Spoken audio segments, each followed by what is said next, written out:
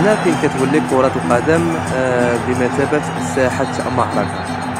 هاد المباراة اللي جمعت منتخب العراق بمنتخب السعودية. الهدف الثالث ضاف ارتباك كبير في صفوف المنتخب العراقي بعد الاستفزازات من منتخب لاعبي منتخب السعودية. وصلت المباراة لهاد الحالة. ما بغيناش نشوفوا بعض المباريات في الأدوار القادمة إن شاء الله في خليجي 26 بهذا المستوى. حنا كنعرفوا بأنه بطولة خليجي 26 كتدوز بواحد الندية وبواحد